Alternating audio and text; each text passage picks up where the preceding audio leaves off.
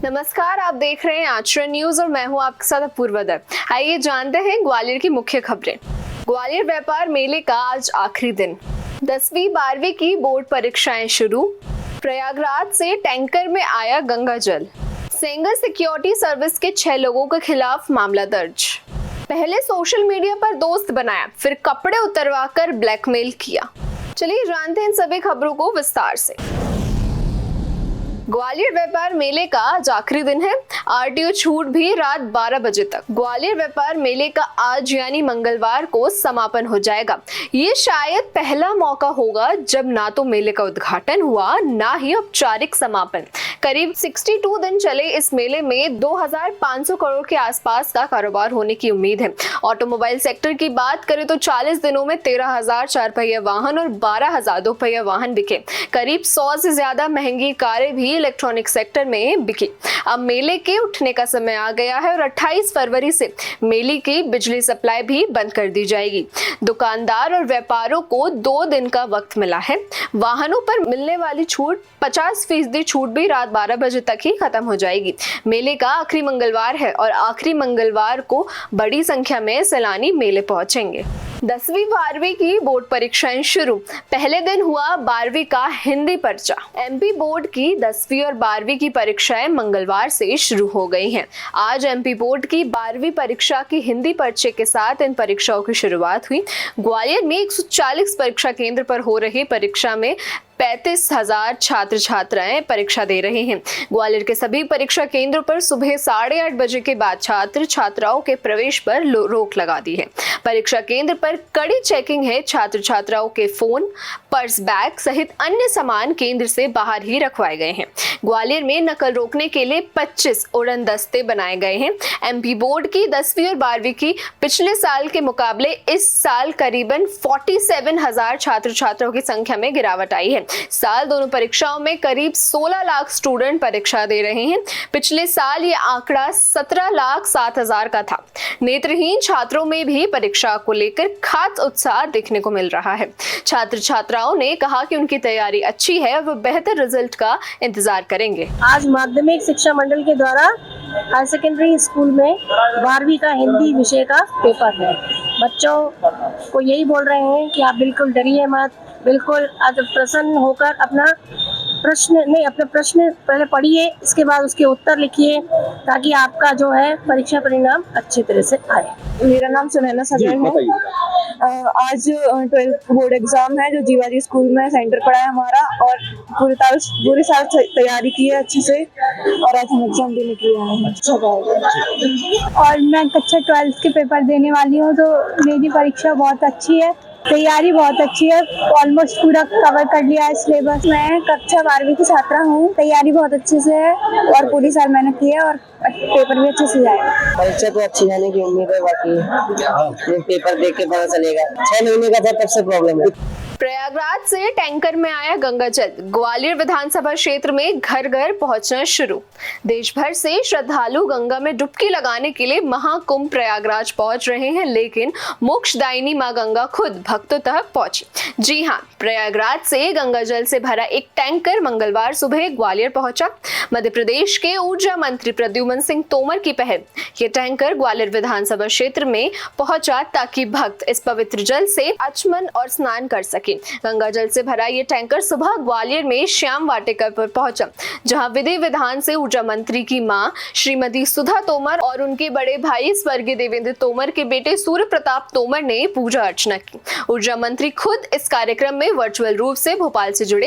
इस मौके पर भाजपा नेता अशोक शर्मा के उपनगर ग्वालियर के भाजपा मंडल के सभी अध्यक्ष मौजूद रहे। इसके बाद गंगा जल भक्तों को भेंट के बीच बांटा गया। प्रयागराज के दशाश्वमेध घाट से रवाना होकर 14 घंटे के सफर के बाद ये ग्वालियर पहुंचा।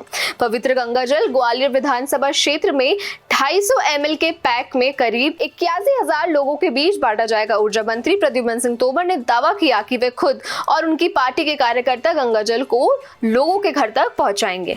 ईपीएफओ की छापेमारी, हंगामा और हाथापाई, सेंगर सिक्योरिटी सर्विस के 6 लोगों के खिलाफ मामला दर्ज। ग्वालियर में ईपीएफओ की रेड के दौरान जमकर हंगामा और विवाद देखने को मिला। शहर के कांच मील में Sengar security and labour service agency के दफ्तर पर रेड के दौरान एजेंसी के कर्मचारियों ने टीम के अधिकारियों के साथ अभद्रता की, कार्रवाई में खनन डाला और जब्त रिकॉर्ड कंप्यूटर सीपीयू को छीनने की कोशिश की। पुलिस ने मामला दर्ज कर लिया है। कर्मचारी भविष्य निधि संगठन के क्षेत्रीय कार्यालय के आयुक्त सत्यवर्धन गौतम के निर्देश पर अधिकारियों की टीम प्रदीप वर्मा के नेतृत्व में रेड की कार्रवाई करने के लिए निकली थी। शहर के कांच मील में Sengar security and labour service agency के दफ्तर पर यह रेड डाली गई।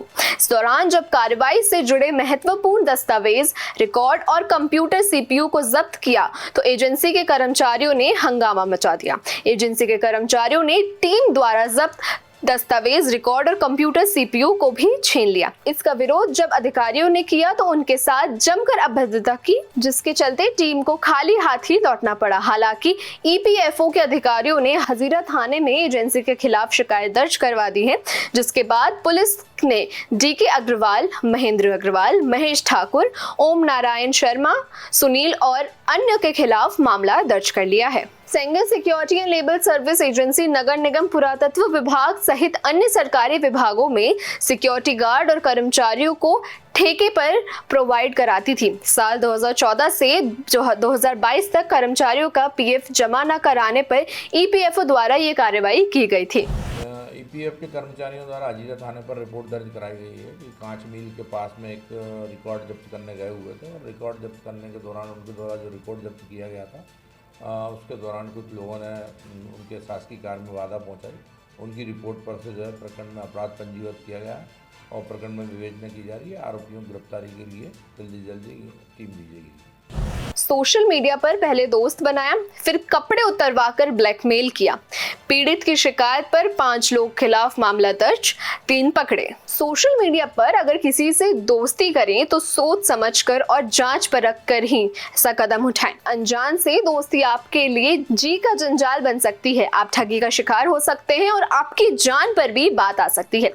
ऐसा ही एक मामला सामने आया है जिसमें सोशल मीडिया के दोस्त के बहकावे में आए एक युवक ने बड़ी आफत मोल ले ली। दोस्ती का हवाला देकर एक युवक ने मुरैना के कैलारस से ग्वालियर बुलाया, फिर गन पॉइंट पर घर में बंधक बनाकर उसके कपड़े उतरवाए और वीडियो बनाया। उसे वायरल करने की धमकी देकर 50,000 रुपए की फिरौती भी मांगी। करीब 3-4 घंटे तक बदमाशों के शिकंजे में रहने के बाद युवक छूटा। फिर उसने पुलिस के पास जाकर अपनी आपबीती सुनाई। पुलिस ने केस दर्ज कर लिया है। मुरैना के कैलारस निवासी 14 साल के प्रदीप धाकड़ की ग्वालियर किला गेट निवासी निर्मल राय से उसकी सोशल मीडिया पर दोस्ती हुई। दोनों में बात होती रहती थी। इस दौरान निर्मल बातों में उसकी माली हालत की जानकारी देता था। निर्मल उसे रूबरू मिलने की जिद करता रहा, इसलिए वे कैलारस से ग्वालियर आया। भोड़ापुर से निर्मल उसे अपने साथ ग्वालियर थाना क्षेत्र के किला गेट पर अपने घर ले गया। इससे पहले ही निर्मल ने यूसुफ खान, जसपाल कुशवाहा और 2 अन्य साथियों के साथ उसे लूटने का प्लान बना लिया था। जब प्रदीप निर्मल के ठिकाने पर पहुंचा तो यूसुफ खान और जसपाल सिंह भी वहां आ चुके थे। इन दोनों ने तमंचा अड़ाकर उसे बंधक बना लिया। जबरिया उसके कपड़े उतरवाए और उसका वीडियो बनाया, फिर उसे वायरल करने की भी धमकी देकर उसे घर से 50 लाख रुपए मांगने की मांग कही।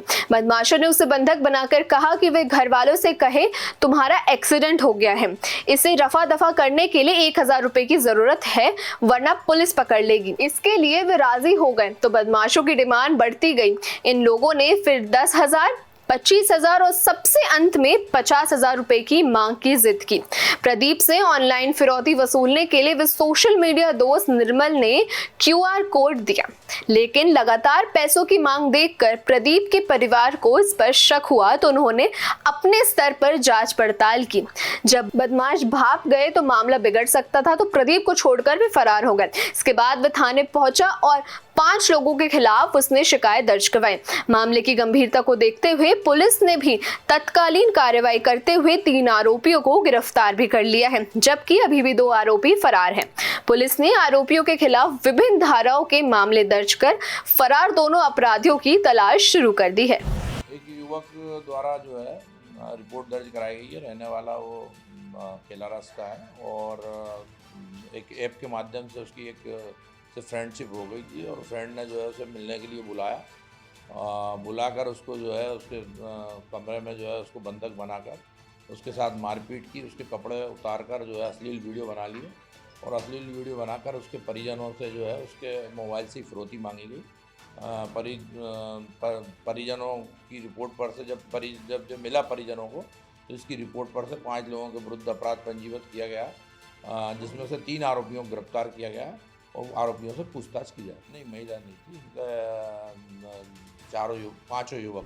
देश दुनिया की सभी खबरें देखने के लिए जुड़े रहिए आचरण न्यूज से। आचरण न्यूज, हर कदम आपके साथ।